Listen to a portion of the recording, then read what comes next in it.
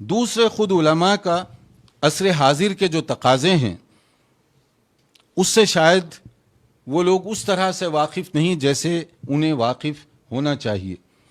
تو اس لیے وہ جو رائے دیتے ہیں تو بعض اوقات اس رائے کے اندر بہت جھول سا دکھائی دیتا ہے. اسی لیے کچھ لوگوں نے یہاں پر یا آج کل ایک نئی اصطلاح شروع کی ہے جس کو میں پسند نہیں کرتا، مگر یہ اصطلاح چل پڑی ہے، علماء اور برادرز. علماء اور برادرز کا فتنہ. بعض لوگوں نے آگے بڑھ کر یہاں تک کہا. تیسرے اس پر کچھ لوگوں نے کہا برادرز کا فتنہ. یہ فتنے کا لفظ جو ہے بہت بے محل ہے یہاں پر اور بہت غلط ہے. دینی تعلیمات اس طرح ہمیں اجازت نہیں دیتی کہ اس طرح کی بات اور اس طرح کے الفاظ استعمال کریں، خاص طور پر علماء کرام. اللہ تعالیٰ نے مختلف لوگوں میں مختلف صلاحیتیں رکھی ہیں. اگر کسی آدمی کے اندر کوئی خاص قسم کی صلاحیت ہے تو آپ اعتراف کیجئے، اس کو بھرپور کام کرنے کا موقع دیجئے. اور جس آدمی کے اندر جس شعبے کے اندر کوئی صلاحیت پائی جاتی ہو وہ یہ نہ سمجھے کہ میں ہر شعبے میں ماہر بن گیا ہوں. یہ اس کی بھی غلطی ہوگی. آپ کو اگر ایک خاص شعبے میں مہارت ہے تو آپ اپنی مہارت کا اسی شعبے کے اندر جو بھی نمونہ پیش کر سکتے ہیں وہ کیجئے اور دوسرے میں دوسروں کی رہنمائی لیجئے. میرے سامنے اس وقت کیمرہ آن ہے. میں اس کے ٹیکنیکل پہلوؤں سے زیادہ واقف نہیں ہوں. اگر میں یہ دعویٰ کروں کہ اس میں جو کچھ ہے میں اس کو بتا سکتا ہوں یا اس میں مشورہ دے سکتا ہوں، یہ ایک بہت ہی غلط فیصلہ ہوگا میرا، کیونکہ یہ دور اسپیشلائزیشن اور ایکسپرٹیز کا دور ہے، تخصص جس کو ہم کہتے ہیں. اور ہمارے پاس تخصص کا جو مسئلہ ہے زمانے قدیم سے چلا آ رہا ہے. اسی لیے محدثین، علماء، فقہاء، ان کی زندگیوں کو آپ پڑھیے تو وہاں تخصص آپ کو دکھائی دے گا. اس سے بھی زیادہ صحابہ کرام کے دور کو دیکھیے.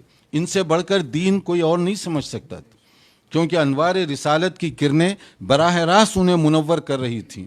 یہ فیض یافتگان نبی صلی اللہ علیہ وسلم ہیں جن کے سینے انوار رسالت سے منور ہو رہے تھے.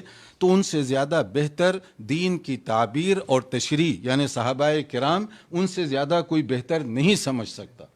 مگر اس کے باوجود آپ دیکھیں گے صحابہ کرام میں اسپیشلائزیشن کا مسئلہ ہے، صحابہ کرام میں اسپیشلسٹ کا مسئلہ ہے.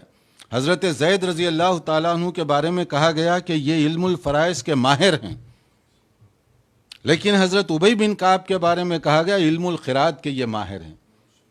اور حضرت معاذ کے بارے میں کہا گیا یہ حرام و حلال کے مسئلے میں ایکسپرٹ اور اتھارٹی کی حیثیت رکھتے ہیں. اور قضاء اور عدلیہ جوڈیشری کا جو مسئلہ ہے اس میں حضرت علی رضی اللہ عنہ ان کا فیصلہ بہت مضبوط اور مستحکم ہوتا ہے. حضرت ابو ہریرہ رضی اللہ تعالیٰ عنہ حدیث کے فیلڈ میں بہت آگے ہیں. تو یہ کیا ہے؟ کیا حضرت ابو ہریرہ رضی اللہ عنہ کو میراث کا مسئلہ نہیں معلوم تھا یا وہ علم القراءت سے واقف نہیں تھے؟ نہیں، یہ اسپیشلائزیشن کا مسئلہ ہے. صحابہ کرام میں یہ اسپیشلسٹ تھے اس عنوان میں. بلا شک و شبہ حضرت زید قرآن مجید کے ایکسپرٹ تھے، مگر ان کو علم المیراث کے ساتھ خاص طور پر لنک کیا گیا. وہ اسپیشلسٹ کا مسئلہ ہے، ایکسپرٹیز کا مسئلہ ہے. اسی طرح حضرت ابی بن کعب جیسے سینئر صحابی رضی اللہ عنہ، اس کا مطلب یہ نہیں کہ وہ علم القراءت کے ماہر تھے اور باقی چیزوں سے واقف نہیں تھے، باقی چیزوں سے بھی وہ واقف تھے. مگر یہ مسئلہ ہے اسپیشلائزیشن کا. تو اگر صحابہ کرام کے دور میں ایکسپرٹس اور اسپیشلسٹ کا مسئلہ تھا تو بعد میں آ کر وہ مسئلہ پھیکا کیوں پڑ گیا؟ اب یہ صورتحال بن گئی کہ سوال ختم ہونے سے پہلے آپ جواب دیجئے. سوال سمجھے بغیر جواب دینے کی کوشش کیجئے. آپ کو نہیں معلوم کہ سوال کے کیا اس کی اپلیکیشنز ہیں، لیکن آپ جواب دینا ضروری سمجھتے ہیں. آپ پڑھیے ائمہ اور فقہاء کو. خود امام مالک رحمۃ اللہ علیہ کتنے مسائل ہیں جس میں وہ کہتے ہیں لا ادری، لا اعلم، آئی ڈونٹ نو. یہ علم کی ایک شان ہے. کس کے ذریعے سے؟ مجھ اور آپ جیسے عالم کے ذریعے سے نہیں، وقت کے محدث، فقیہ اور امام کی طرف سے یہ بات کہی جا رہی ہے. مختلف مسائل میں کہتے ہیں کہ مجھے نہیں معلوم.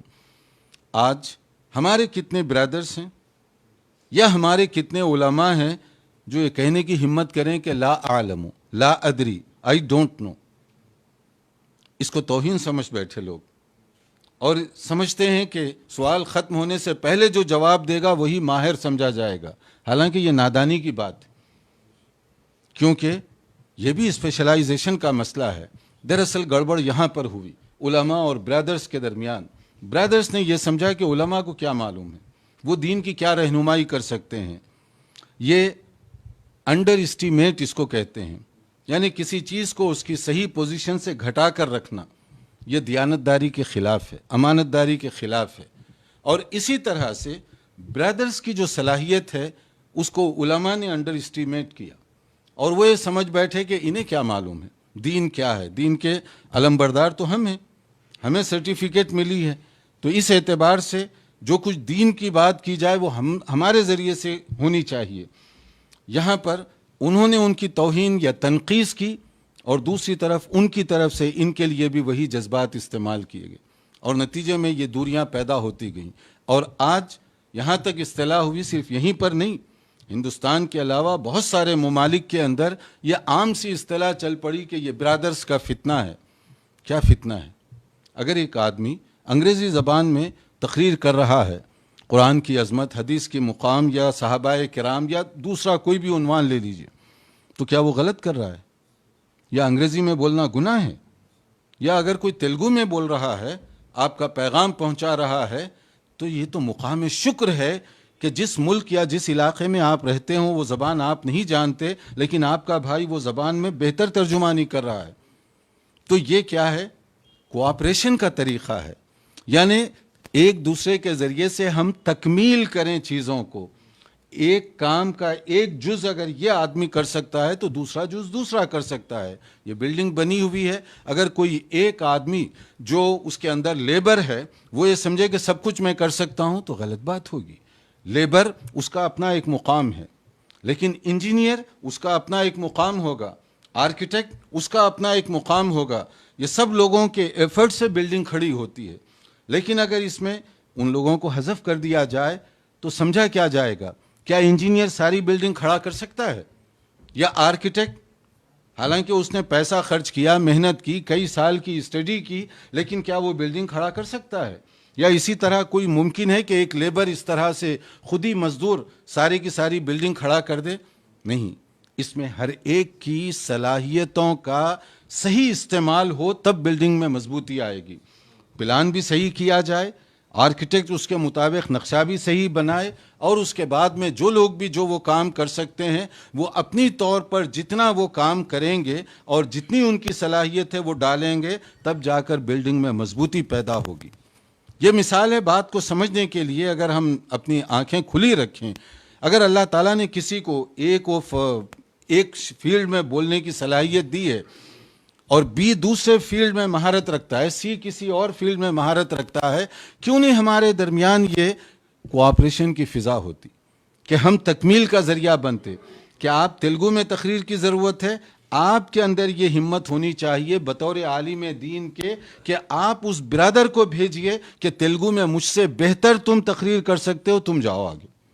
اعتراف کرنا سیکھیے، کسی کے اندر اگر کوئی صلاحیت ہے تو تم مجھ سے زیادہ بہتر یہ کام کر سکتے ہو، تم آگے بڑھو۔ اسی طرح برادر سے اگر کوئی فتویٰ پوچھا جائے تو اس کے اندر یہ جرأت ہونی چاہیے کہ آپ عالم دین ہیں، آپ متخصص ہیں فقہ میں، حدیث میں، آپ اس میں رائے دیجیے۔ اگر دونوں طرف سے یہ بات ہوگی تو آپ دیکھیے کہ اس کا فائدہ کتنا زیادہ ہوگا۔ لیکن یہ دوریاں کدورتوں میں بدل گئیں۔ یہ برادرز ہیں، یہ علماء ہیں، یہ مفتی ہیں، گویا کہ ان کے ساتھ کوئی تعلق نہیں، یا ان کا ان کے ساتھ کوئی تعلق نہیں۔ حتیٰ کہ مساجد کے اندر یہ بات دیکھنے میں آئی ہے کہ بعض جگہوں پر کہ یہ کیا خطبہ دے گا۔ اگر وہ تقریر کر سکتا ہے تو کیا خطبہ دینے کے لیے کوئی اور خاص صلاحیت چاہیے؟ اور اللہ نے اس کے ذریعے سے کئی لوگوں کو قبول حق کی توفیق عطا فرمائی، اور پھر بھی آپ سمجھتے ہیں کہ وہ ممبر پر کھڑا نہیں ہو سکتا۔ یہ کیا مناپلی ہے؟ یہ شخصی استحصال ہے؟ کیا اس کی اجازت ہو سکتی ہے؟ تو اس لیے یہاں پر دونوں کو کھلے دل کے ساتھ جس میں جو صلاحیت ہے اس کا اعتراف ہونا چاہیے، اور اس کے ساتھ اگر کسی میں کوئی کمزوری ہو تو کمزوری یہ جیسے میں نے کہا اسپیشلائزیشن کا دور ہے. آپ چلے جائیے کسی ہاسپٹل, ایک ڈاکٹر جب ہاسپٹل کے قابل ہوتا ہے کام کرنے کے ہاسپٹل میں, اس کے پیچھے لاکھوں روپے خرچ ہو چکے ہوتے ہیں, بہت بڑا سرمایہ ہوتا ہے, جب جا کر وہ MBBS MS MD وغیرہ وغیرہ وہ بنتا ہے, ویسے ہی نہیں بن جاتا. پھر اس کا ذہن, پھر اس کی محنت اور کوشش, مگر اس کے باوجود کیا ہوتا ہے, کڈنی اسپیشلسٹ کبھی ہارٹ کے پیشنٹ کو ہاتھ نہیں لگاتا. اتنا خرچ کر کے وہاں پہنچنے کے باوجود کھلے طور پر وہ کہے گا کہ میرا جو شعبہ ہے وہ کڈنی کا ہے, میں ہارٹ دل کے امراض کی طرف نہیں دخل دوں گا اور میں اس کو دیکھوں گا بھی نہیں. اسی طرح سے اگر کوئی آدمی دل کا بیمار ہے تو کڈنی اسپیشلسٹ کے پاس جائیں تو وہ کہہ دے گا کہ گردوں کے بارے میں تو میں علاج کر سکتا ہوں, لیکن دل کا آپ فلاں کے پاس جائیے. اگر ایک ڈاکٹر ہاسپٹل میں ہزارہ روپے خرچ کر کے پہنچتا ہے مگر اعتراف کر رہا ہے کہ اگر آپ کو فلاں شعبے میں کوئی علاج کروانا ہو تو اس کا اسپیشلسٹ فلاں ہے, میں نہیں ہوں. یہ ڈاکٹر کہتا ہے کہ میں نہیں ہوں, فلاں ہے. ہم علماء کیوں نہیں کہنا سیکھتے یہ؟ یا ہمارے ہاں جو وائزین یا برادرز ہیں وہ کیوں نہیں یہ کہنا جانتے کہ اس شعبے کے اندر فلاں عالم دین زیادہ ماہر ہے, آپ اس سے رہنمائی لیجئے. اس کو کسر شان کیوں سمجھ بیٹھے ہم؟ اور یہ کسر شان سمجھنے کا نقصان اس وقت جو سامنے آ رہا ہے کہ لوگوں نے یہاں تک کہہ دیا کہ یہ گویا کہ ایک فتنہ ہے. یہ فتنہ ہم نے پیدا کیا. یہ کدورتیں بغض اور عداوت کی شکل اختیار کر رہی ہیں. پھر ہم اگر یہ کہیں کہ دین کا ہم کام کرنا چاہتے ہیں تو دین کا کام تو اخلاص سے ہوتا ہے. اور اخلاص کے اندر آپ دیکھیے صحابہ کرام, ان سے بڑھ کر دین کو کون سمجھنے والا تھا؟ مگر کسی مسئلے میں, کسی ایشو میں کسی سے پوچھا جاتا, وہ یہ کوشش کرتا ہے کہ ذرا دوسرے سے پوچھ لیجیے, بجائے جواب دینے میں پہل کرنے کے. کیونکہ یہ ہیوج رسپانسبلٹی, ذمہ داری کی بات ہے کہ دین کے مسئلے میں رائے دے دوں, اگر غلط ہوگی تو, شک و شبہ ہو گیا تو آپ فلاں سے پوچھ لیجیے. فلاں کی یہ بات ہوتی کہ فلاں سے پوچھ لیجیے, فلاں کی بات ہوتی فلاں سے پوچھ لیجیے. اور کبھی کبھی ایسے ہوتا ہے کہ پہلے آدمی کی طرف واپس بات لوٹتی کہ آپ ہی جواب دیجیے. یہ اگر صحابہ کی تابعین کی مجالس میں یہ ہم پڑھتے ہیں تو کیا ہم علماء یا برادرز یا مقررین یا رہنمایان دین اس کو وہ بھی اپلائی کر رہے ہیں اس وقت؟ یا کہیں ایسا تو نہیں کہ ہم دوسرے کا نام لینا بھی توہین سمجھ بیٹھے ہوں؟ تو یہ ایک بہت عجیب و غریب قسم کا المیہ ہے جس سے اس وقت ہم عام طور پر گزر رہے ہیں. صرف حیدرآباد کی میں بات نہیں کر رہا ہوں, یہ دنیا بھر میں عام طور پر ہو رہا ہے.